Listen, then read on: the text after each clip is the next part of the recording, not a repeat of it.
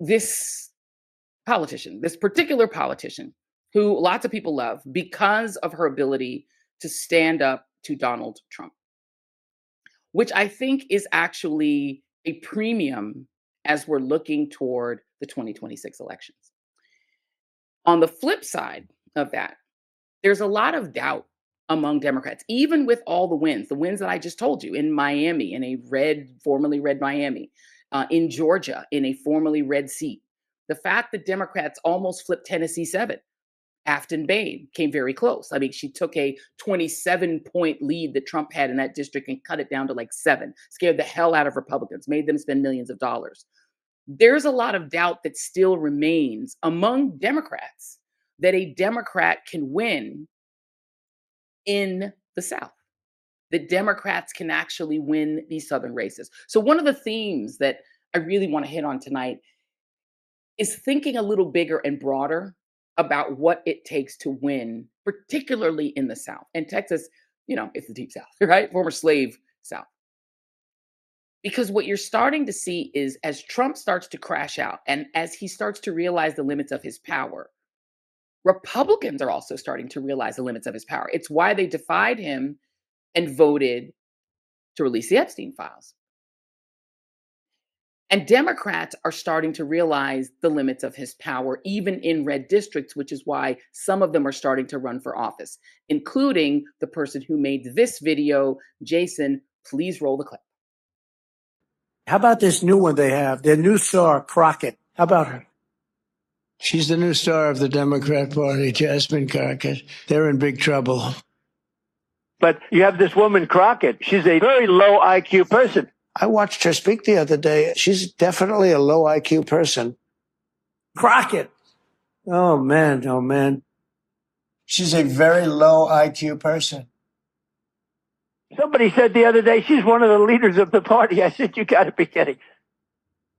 Now they're going to rely on Crockett. Crockett's going to bring them back. The question of whether Jasmine Crockett can actually win the race in Texas is a live item. And I think it's going to become one of the big questions for 2026. Because there are a few narratives that are going around about this entrance into the race. First of all, Jasmine Crockett is not the only person in the race. We're going to talk a little bit about the fact that she does have an opponent. She's running in a state that has repeatedly elected politicians statewide who everyone claims not to even like, Ted Cruz. And a state where Beto O'Rourke excited the entire country in 2018 only to narrowly lose. Where a former football player followed him, Colin Allred, in 2024. And people thought, well, he might be built to win in a state like Texas. He's going to excite conservatives because he's an athlete. He's Black, so maybe he'll give them some Obama vibes, even though he doesn't really have the Obama charisma. Maybe he can win. And he lost bigger than Beto lost. And he was to the right of Beto. He was kind of trying to be a centrist candidate, and that didn't happen either. It's a state that has the largest numerical number of Black people in the country, 4 million African Americans. But the turnout doesn't match the turnout in states with fewer African Americans. And it hasn't been dispositive in being able to elect a Democrat statewide. You think about a state like California, where only 9% of the population is Black, and they elected Kamala Harris, not just Black, but a woman, to be both their attorney general statewide race and also their senator. You think of New York, which is percentage-wise less Black than Texas, able to elect Letitia James as their attorney general. So there are all these questions about whether there's something inherently wrong with Texas that it cannot be flipped. It's also a state with technically an Hispanic majority. There are more Latinos in the state of Texas than white Texans. And yet the state doesn't vote like California, which is equally Latino to Texas. These are the two states that have already reached majority non-white status. Texas and California have already reached that place where all of America is eventually going to reach. They've already reached it. And yet it has not resulted in a victory for Democrats statewide like it has in New York and California. So there's that question as well. And the Latino vote in the state of Texas has tended to be very Republican leaning, even though that seems like it would be against their interest because Republicans are so anti-immigration and so anti-brown, as well as being anti-Black. So there are just lots and lots and lots of questions. There's also the question that's been raised as to whether Republicans really want Jasmine Crockett to run, whether it's they that are pushing her to run because they think she'll be easier to beat. And looking on the Republican side, the candidates in the race, and this is for John Cornyn's seat. John Cornyn has been in office since 2002, like he's been there forever and ever and ever. He is a long-running candidate. He's 73 years old. There's a couple of people who've thrown into the primary against him. One of them is Ken Paxton, who is the state attorney general, who has lots of ethical issues, lots of issues with ethics. He was impeached by his own party and survived that impeachment vote, just like Trump survived an impeachment vote by Democrats. He survived Republicans' attempt to impeach and remove him. And he had a scandalous, like marital scandal, totally scandalous figure, but he could still easily win the primary against Cornyn because Cornyn is seen as not MAGA enough. Paxton is more MAGA than Cornyn. So there are all these factors that we have to factor in when we're talking about Texas. But the demographics are really kind of the big story. We went through a lot of conversation on this show about the gerrymandering of Texas, right? Which was done to reduce the relatively large number of Black members of Congress from 4 to 2. In a southern state, having 4 Black members of Congress, Florida had 3, they had 4. That's actually a lot because it's just 4 million people. It's a big state. But the gerrymandering attempt was to reduce that 4 to 2 and also to dilute Hispanic electoral performance, to make the Latino vote, if it did not continue to trend toward Republicans, to make it less impactful. So there was a lot that's been done. Harris County, where Houston is, which is the largest county, Harris and Dallas County, right? Those are the big, big counties where all the liberals live. If you look at a Texas map during election time, the blue part is concentrated in these big cities, not in the rural part that are very red, and sort of a lot of the state is super red. But the Texas government that's been run by Republicans for 40 years, since Ann Richards was governor, they've been doing everything possible to Project 2025 Texas into being a permanent red state. And they've been very effective at it. There is very low turnout among Latino voters. Maria Teresa Kumar and Voto Latino, they've been at this for a long time. The Castro brothers have been throwing everything at it. Both of them elected officials, Texas natives. They are like 7th generation Texans or something. Lots of people have been throwing a lot at Texas to try to make it purple like Georgia. And it's been ineffective up to now. And the question is, why has it been ineffective? Has it been not the right combination of investment and charisma? Have they just not had the right candidates? Beto seemed like the right candidate at the time. He definitely captured the imagination of the country nationwide. But then in Texas, he had some challenges in terms of getting elected. And it didn't happen. And the question then is why? He did attract a lot of opposition because he was very, 10 toes down on gun reform. And that hurt him. I think even hurt him among Latinos, even though he speaks fluent Spanish. So he, has a way of communicating even in South Texas. But he came very close. And I think one of the things people have to realize is that Texas is not a state that is turning in monster margins for Republicans. It's a state that's turning in minor margins for Republicans for the most part. It's not been an over-the-top Republican state. It's been a very close Republican state. Jason, can we put up B3? Can we throw up B3 if you don't mind? I just want to show you guys the margins before we get to our very special guest. In 2018, 2018. Beto O'Rourke. 2019. I'm getting the year wrong. 2019. Ted Cruz beat Beto O'Rourke by less than 2 percentage points. Beto O'Rourke got 4,045,632 votes. We've done this before, but I just want to do it again, just so you guys can see it. That is a fraction of a loss, 48.3% to 50.9%. That's less than 2%. Ted Cruz barely snuck over 50%. He got 4.26. So it's 4.0 to 4.3. That's 0.3. That's not a lot. Neil Dykeman, who was the third place winner, got half of the margin. You see what I mean? Like it was super close.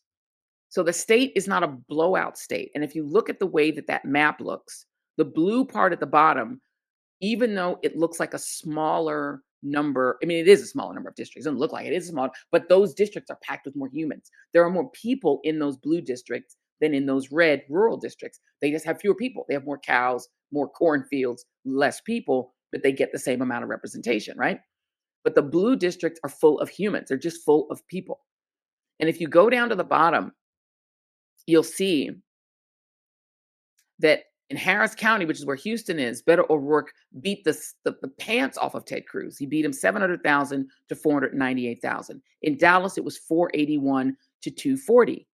And in Tarrant County, he also won. So he won the 3 blue counties, but he lost so much of the rest. That's why he didn't win.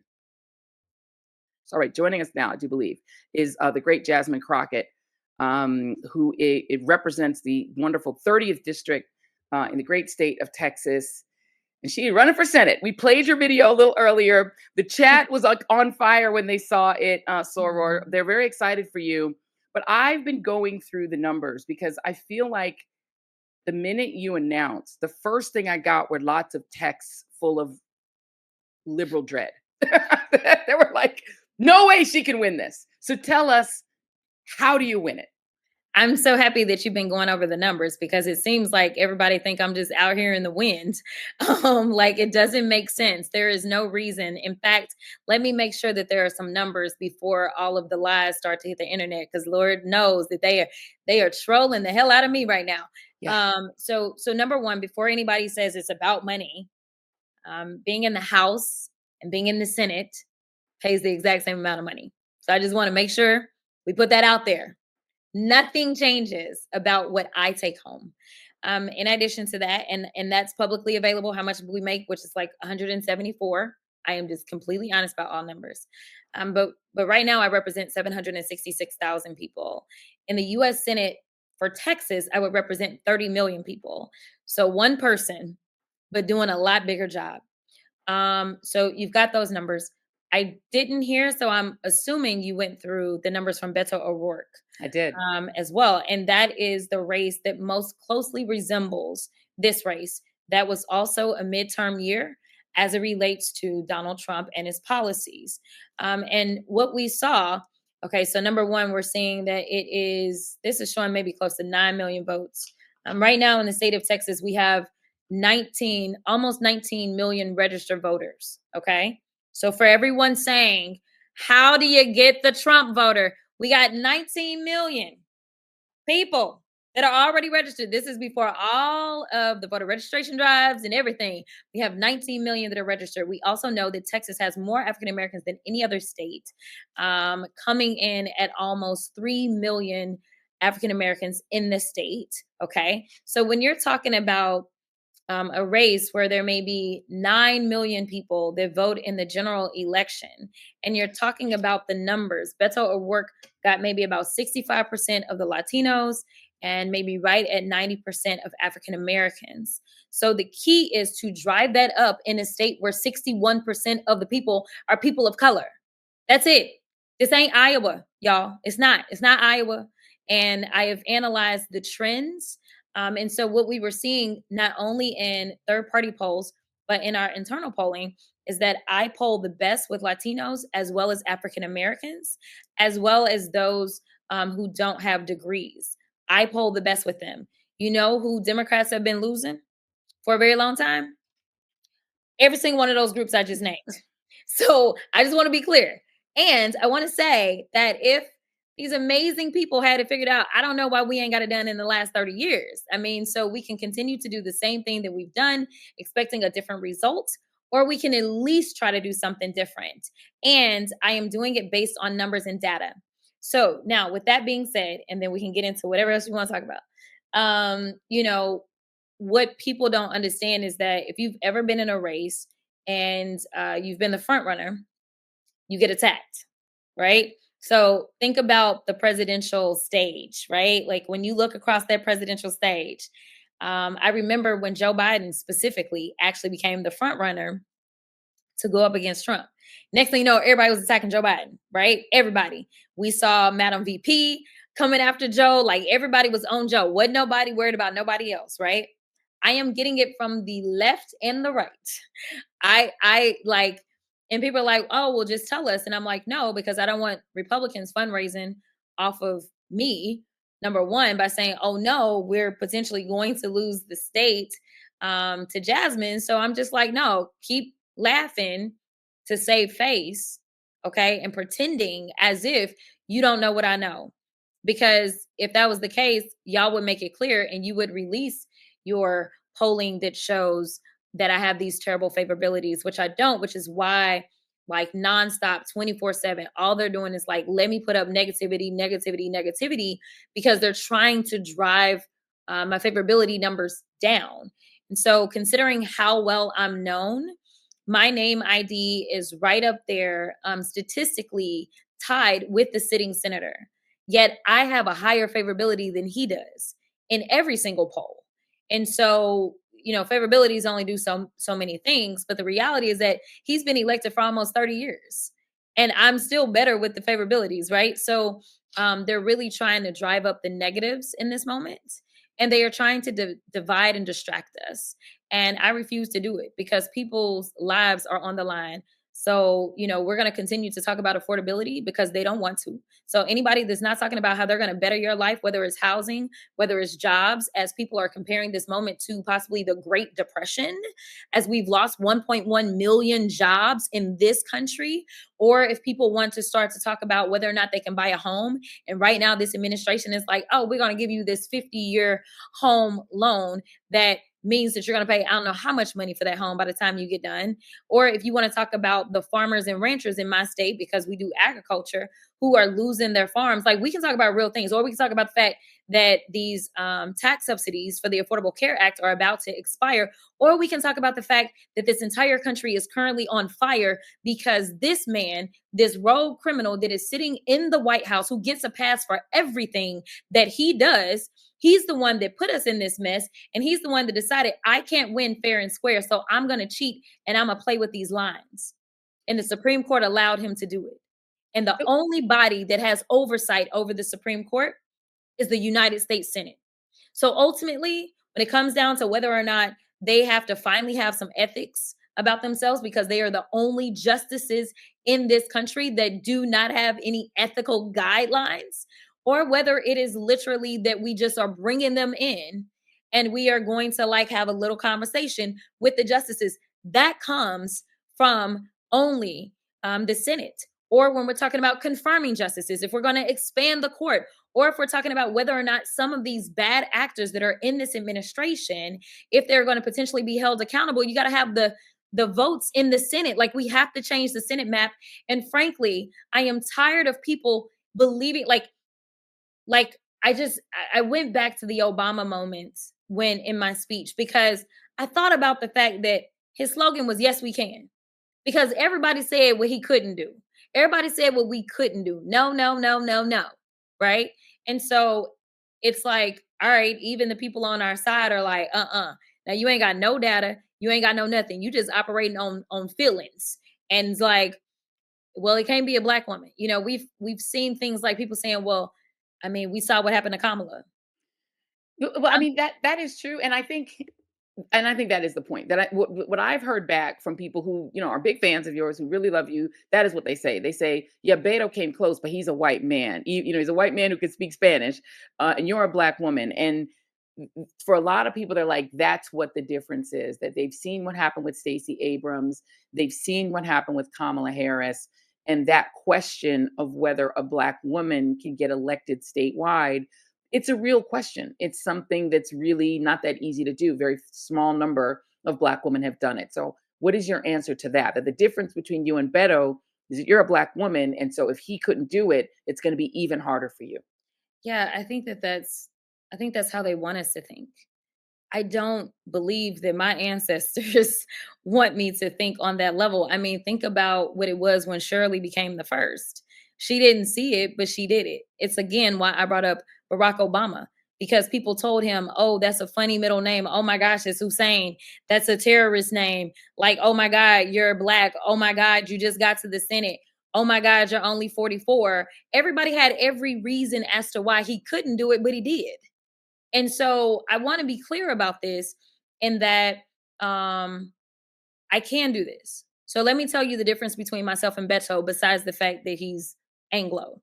Number one, when you look at those exit polls of the election, unfortunately, when it comes to Texas, the Democratic nominee is not really getting any more than, say, 33% of the Anglo vote. The win for us is with people of color in a state that is dominated by people of color. That is the win. And so I do best with those people. But more importantly, let me back it up a little bit. If you think back to Beto's initial run, when he first got into the race, nobody knew who Beto was. Nobody had heard of Beto, right? And then all of a sudden, it's like we've got this guy and he's going live and he's in the van and he's traveling the state and he's hitting all 254 counties, and we're there riding along with him and we're watching and we're getting excited, and we built that up. But the thing is, it took Beto a while to get there, and it took a lot of money to get his name ID there. We are walking in for the first time that I am aware of, at least in my lifetime, with a candidate that has the name ID. So what does that mean? That means that your money is used so much more efficiently when you donate, which you can go to jasmineforus.com to donate. My team will be appreciative that I did that, because what we're going to do is we're going to get right to the people. A lot of people have to go through, introduce themselves, talk about what it is that they're going to do, talk about how it is that they are. Like, people have been watching me for years, and so they know who I am. And so as far as building the rapport, my rapport will be I'll need to build my rapport and build support amongst people that maybe haven't been paying attention to politics. And frankly, we've been able to go into so many of those spaces as well to communicate to people, because people have told me, they're like, my such and such don't do politics, but they know who you are, right? And so I think that that is what makes me uniquely situated to do it differently in Texas. And the final point that I'll say is that because Beto, when he came in, he was not known like that. I have busted my butt around this country for the team, okay? Busted my butt. Whether it was the November 4th elections, going to Pennsylvania for the retention, whether it was Virginia for Abigail Spanberger, whether it was California for Prop 50, or whether we go back to the Senate race in Florida this last cycle, or whether we're talking about all the states that I went to, because I went to all of them on behalf of the vice president. So part of me making this decision was also me picking up the phone and calling people and saying, listen, if I do this, this is bigger than Texas. It's a huge state. It's a huge lift. We need help within the state, but we're going to need a few people on the outside. For everybody that's like, what do we do now? You know, I'm trying to get to it, the midterms. Well, listen, we have the earliest primary. It's Texas and Arkansas. We will be on that first Tuesday in March.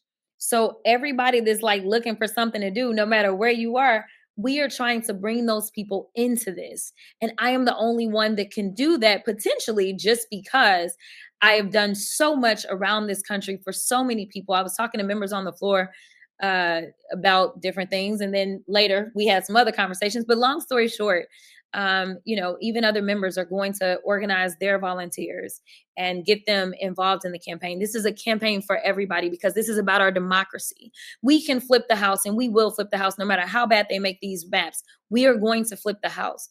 But what good is flipping the House if the only thing that we're doing is shine a light on all the bad that is being done? The only way that you don't know what's being done is if you're just not paying attention. Like, it is clear that they are criminals. It is clear that they have killed people. It is clear that they don't give a damn about the people that actually voted for them. All of this stuff is clear. But ultimately, how do you get some accountability? So let's pass 1,000,000 bills out of the House. But if we don't have the numbers in the Senate, then those bills die. The reason we didn't get voting reform, even though they passed the John Lewis Voting Rights Advancement Act and the Freedom to Vote Act, Freedom to Vote would have kept Elon from buying the election, and John Lewis Voting Rights Advancement Act would have kept them from mid-decade redistricting. All of this is costing us a lot of money and a lot of angst, because we still have to envision that we can change and do better and that we deserve better. So I get it. And people were so scared. And I know that the fear is real. But at the end of the day, if I say that I'm going to be a public servant, then I have to do as much as I can to actually serve the people. And so, yes, this is a leap of faith. And yes, we have studied. And yes, we are going to work. But frankly, right now, what I need people to recognize is, number one, a Black man was told no, he couldn't, and he said, yes, we can, and he got it done. What I need people to recognize right now is that we never thought that we would live in a country where we would have a 34-count convicted felon, and here we are. So if we can have both of those things happen, things that I never saw happening in my lifetime, then I don't think that it's so far out of left field that a Black woman can win. The facts are the facts, the numbers are the numbers. And the next time somebody got something to say, tell them to show you real numbers, because they're not pulling out receipts. I think that the chat is saying that that was a mic drop, but I want you to keep that mic on because I have a couple more questions for you. So you are facing, we now know that Colin Allred, who did lose, we did show both maps, he lost worse to Ted Cruz than Beto did. You know, he actually did worse, even though he got more votes, because as we explained, that was a presidential election year, just a different electorate. You are now going to be facing head to head, unless someone else gets it, James Talarico, who's very popular with progressives because they see him as being able to sort of reasonably speak with white voters and conservative voters, and go on Fox, right? He's kind of become popular with a lot of liberals for that. Let me play what he said, because it also spoke to the fears that I think a lot of people have about the way people will treat you as a Black candidate. Here's B2, Jason, if you could. Okay. All right. He's going to pull it up. He actually did this as a video for his campaign. Jason, let me know when it's ready. Where I think for a lot of people, they're saying, the fact that he had to say this is because even he understands, not necessarily among Democrats, but just in general, what the tone of the conversation might be with a Black woman running statewide, given the fact that you're already under attack. And while Jason's pulling that video up, I want to also get your quick comments on the fact that Isosa Osa, who we both know, Onyx Impact, they did some data collection about you and your launch. And you, to your point, you have the highest name recognition of anybody that's in the race, and even I think more than Cornyn. Most people probably don't really know who John Cornyn is. And that the impact of your announcement was the highest, higher than anybody else's announcement, but also for better and for worse. So you got the biggest highs and you got the biggest attacks. You got both. You were impactful in both ways. Mm-hmm. And then there is this theme that's out there on the right, Mediaite, of course, that loves to report anything kind of negatively, reported that Republicans were pushing you to get in the race and were putting out phantom polling to lure you into the race because they thought you would be the easier candidate to beat. What do you make of that? So first of all, I say that number one, they are not good at playing poker if that's the case. If that is your goal, is to get me to the general, then why would you hold it until I got into the primary and then not hold it until I made it through the primary? Instead, you're like, let's get her, right? You're like, let's get her, let's get her, let's get her, let's get her. You don't go attacking if you want me in the general, right? That's not what you do. But that's where we are. Yeah. In addition to that, unless they hired my pollster, and I'm gonna have a few issues with him, and I've known him for some years. Unless they hired him, I'm sorry, but that's not what we made our decisions based upon. And you brought up Colin Allred, and I will not. I won't go into what our actual conversation was or our conversations have been, but I mean, I'm running and that's all I got to say. But I'm just saying, like, you know, people have their own internal polls as well. Yeah. You know, someone sent me an article because there are people that are planting articles everywhere. on both sides. Yeah. And, there's been a lot said about the fact that I am ahead in this primary. And so, I will tell you, one of the things that I was dreading as I was like, oh, here's the numbers, here's this, here's that. And I'm talking to faith leaders. In fact, one of the faith leaders that I always relied upon as an advisor, he's my number 2 to my pastor, Bishop Reginald Jackson. He suddenly passed away in the middle of like kind of all of this. It was quite devastating to me. But nevertheless, in all of these conversations, we were, back and forth about a lot of different things. But one of the concerns that I had was, can we keep the base unified? Because there were so many people, and there are so many, and I don't even know how many people it is, but there are people that are just like, it can't be a Black woman, and it comes from our own side. Yeah, and I've heard that a lot too. Jason has it teed up. So here is the sound from James Talarico. Take a listen. Hey, Team Talarico. I just wanted to hop on here and record a quick video for y'all. Lots of news in the race today. On behalf of all of us, I want to welcome Congresswoman Crockett into the Democratic primary race. I chose to run for the honor of being your next U.S. Senator because working people deserve someone who knows how to fight and knows how to win in Washington.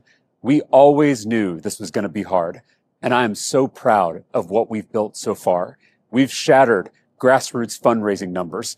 We've built an infrastructure of 10,000 volunteers, just like all of you, who are already putting in the work to win in November.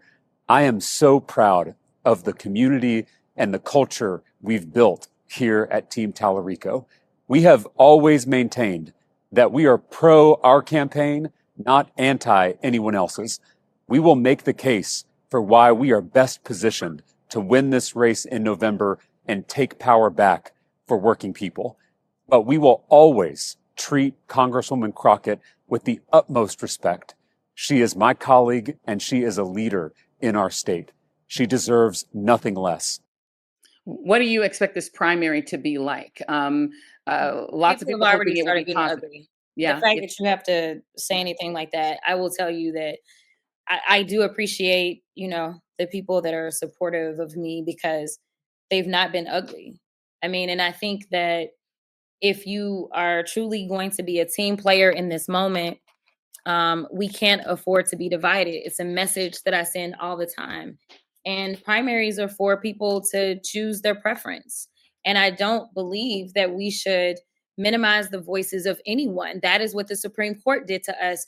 We know that under this map, African American voices are only 1/5 the voting strength of their Anglo Texans. And we know that our Latino voices are only 1/3. But when it comes to this US Senate race, they have a full voice. And I think that there has to be some sort of retribution for what they've decided to do, them attempting to eliminate our voices out of the process. You can't say that you are pro-life when you won't even allow people to pick people that will determine whether or not you can access healthcare. You don't want to do that. What y'all want is somebody that's just going to do whatever Donald Trump tells them to do instead of listening to their constituents. We have 30 million people that are being ignored right now in our state by our senator because he doesn't listen to them right now. He has decided that he only wants to listen to Donald Trump because he's seeking his endorsements. We don't need that, right? Like, we need people that are responsive to their constituents. And we also need people that can make sure that they are not only adding to the electorate, but helping the down ballot because they can bring that energy, right? And so while they're trying to take 5 seats from us, we want them to sit there and be like, well, wait a minute, we lost. We didn't get the 5 seats. There's a lot that the person at the top of the ticket can do to help the entire ticket. I got to plug my laptop though before it dies. Oh, okay. Please plug your laptop in. While you're doing that, I'm going to see if Jason can tee up 2 more little elements here before we have to let Jasmine Crockett go. And these are B5 and B6, Jason, if you've got them. And this is about. Oh, okay. My audio's off. Nope, I did not mute myself. I am good. I'm still here. Can you hear me? Okay. Yeah, that I wanted to see if we could pull up two pieces of it's stills, not audio. One of them is the Pew Research numbers about Latin American voters, and these are actually national numbers. They're not numbers specific to Texas, but it shows that Latinos, and just for the chat that you guys can see it, that Latino voters are souring on Donald Trump. And as you can see, Latino voters writ large do believe that Trump is not doing a good job.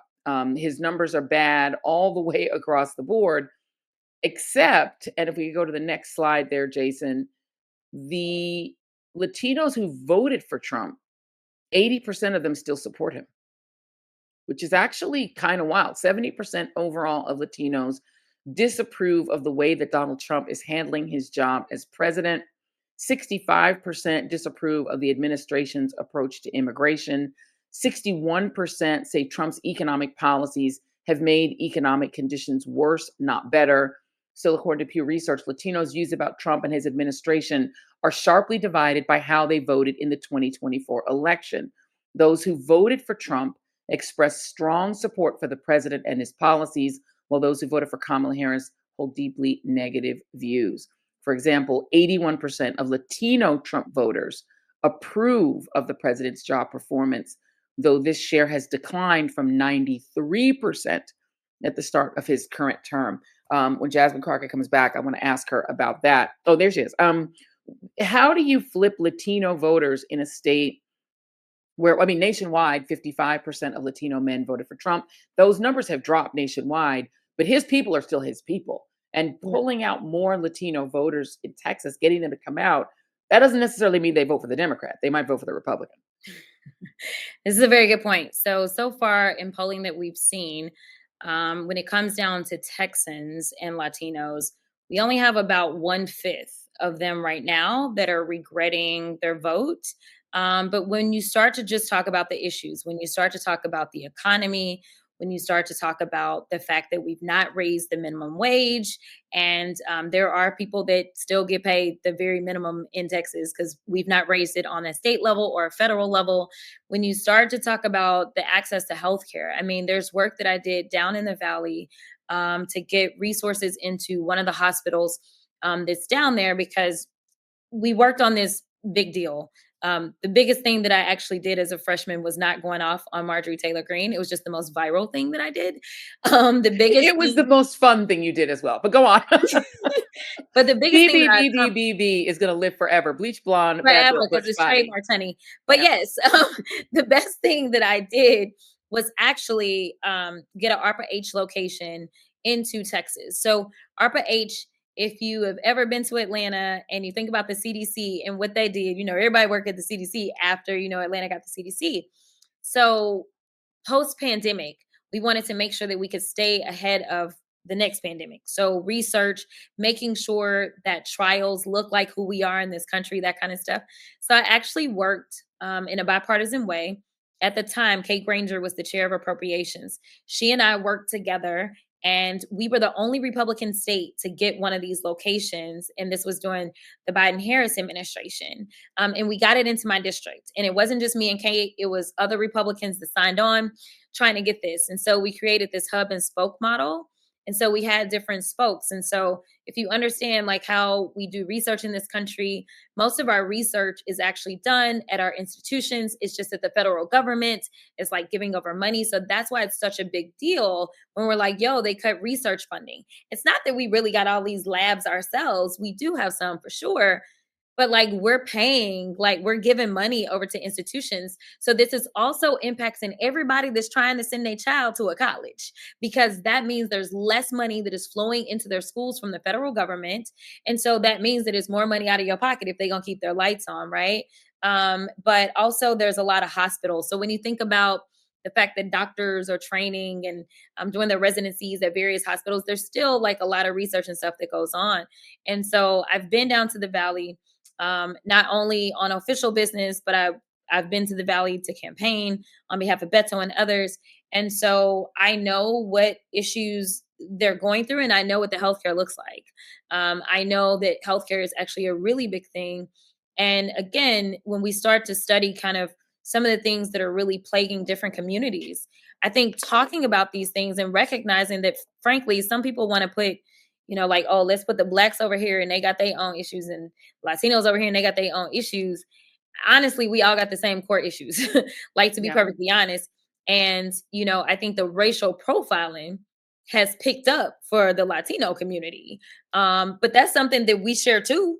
Like, Yeah. we've always had that as an issue as well, but now it doesn't matter your status. I mean, we are living in a show me your paper state, and it's been sanctioned by Trump's Supreme Court. Again, a lot of my issues go back to the Supreme Court. Yeah. And it is the Senate, Yeah. So yeah. Really quick, I'm gonna do very quick rapid fire because I know we have a little bit Yep. more time with you. Lots of progressives really, it's important to them that the candidate they support not take AIPAC money. Are you declining AIPAC money in this? Yes, I don't even know why we are having a conversation.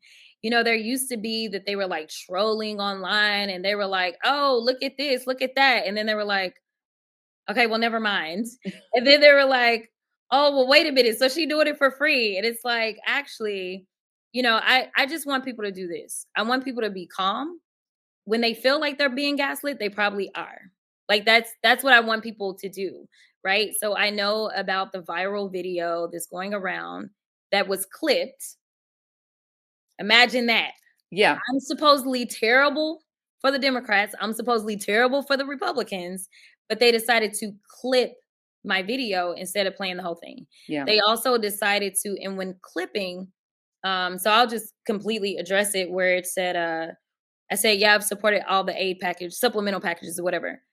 We had multiple packages, like the packages were for multiple places, right? So the vote in April, and you all can go and look at it. Y'all ain't got to trust random people on the internet that you ain't never met, and half of them are bots from other countries, okay? You don't have to do that, right? Like, let's not do that. Like, let's show that we can do our own research and know what we know. And so I will say that still is not going to satisfy certain people, because I did vote yes. I'm not going to say that, but let me make sure you And understand. just to be clear, these supplementals are not just to send money to one country, they're to send money generally. Correct. Yeah. That is what I was about to say. Yeah. So, people still may be mad, right? But we were in a divided government at that time. The Republicans controlled the House, but we controlled the White House, and we also controlled the Senate. And so basically, the Republicans kept putting forth bills. The first bill they put forth was a bill to defund the IRS and send money to Israel. You look it up. You put IRS and Israel if you want to. I voted no. You can look that up too. The next bill was a vote to just send money to Israel. You can look it up. I voted no. The last bill, the April bill that I specifically was asked about, that bill had money for Taiwan, which is important for a lot of reasons.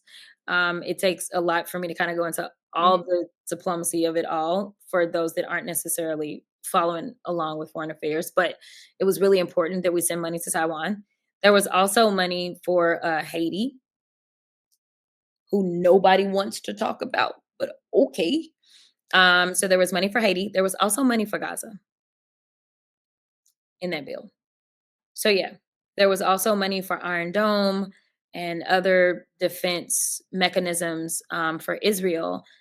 But when you aren't in control, you don't control what hits the floor. You can only control your vote. And so I did vote yes, because I thought that it was important that led by the Democrats, and I won't say what part of the Democratic faction, we were able to get something for other folk. Yeah. So No, that's, I mean, and I think people don't. I'm glad that you walked us through that, because I think trying to get people to understand how the process works, I think is so important, because when people are voting, they need to be fully informed about, you're voting to send this person there, but you too should understand some of the process. Exit question for you, Congresswoman. I did want to give you the opportunity to respond. Your colleague, Ilhan Omar, has now been called garbage. Donald Trump's latest is that she should be deported.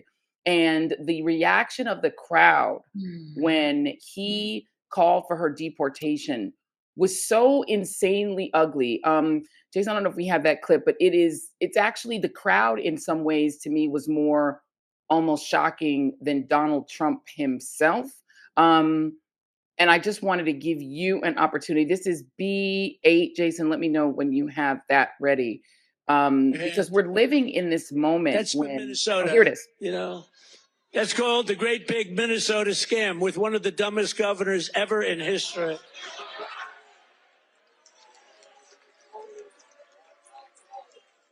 I love this Ilhan Omar, whatever the hell her name is, with the little turban.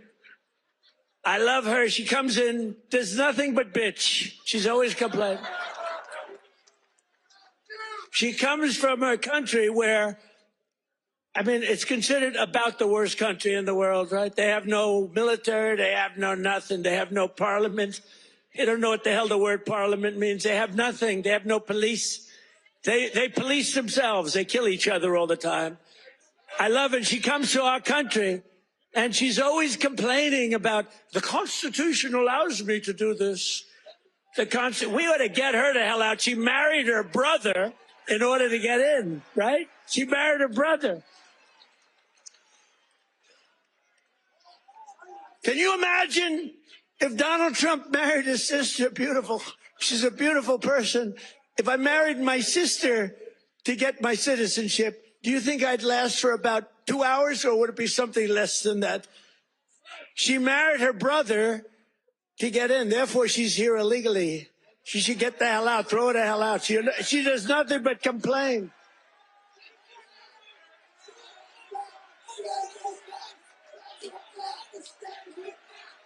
It was giving Klan rally. First of all, he's lying about Ilhan Omar. It's disgusting. I'm assuming that the attacks on you will be very similarly vicious.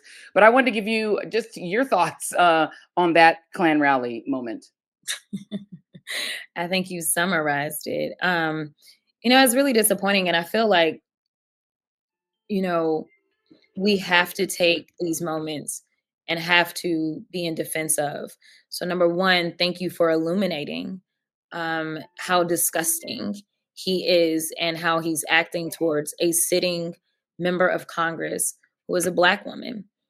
I want us to look at these moments and say, what is it that I can do to support these people that are on the front lines of all the bullshit that is coming their way only because they have the audacity to stand up and be who they are and make sure that they represent for us. You cannot leave us hanging out there by ourselves and allow them to talk noise, because you see what he did there. So the next thing you know, they'll be online, they'll start with the bots, they'll do all the things to continue to tear her down. And so understanding that, like, literally a number of us are risking our lives, and we think that it shouldn't be that way, but we sign up and we show up every single day, because if we don't, who will? And if we go and we run away and we get scared, then things will only get worse. So, Ilhan and I actually talked today on the floor, and it was heartbreaking for me to hear her talk about the concern that she has for her son. And I told her that I can't imagine what it is to be you. She was talking about how they are going in and picking up all types of documented Somali people in her city. Y'all, this is real shit. It like we are the bad guys right now. Do y'all understand that? Like, we are the bad guys. We are the bad guys. And I say we because it's our government. It is time for us to just call a thing. And there can be no more of this, well, I'm going to be on the sidelines. That ain't got nothing to do with me. It don't affect me, until it does.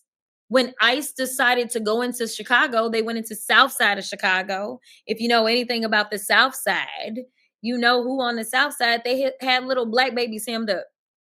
Like, you can't sit here and say, this isn't my fight.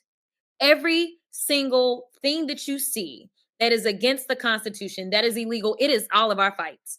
And I am so sick of the division. We could have had Kamala Harris if people had a yes, we can attitude. If people were not concerned about her laugh. If people weren't questioning whether or not she was Black enough. And my point about that was, well, y'all have elected a bunch of white men anyway, so who cares if she Black at all, right? We can't do this. Like let's not play these games.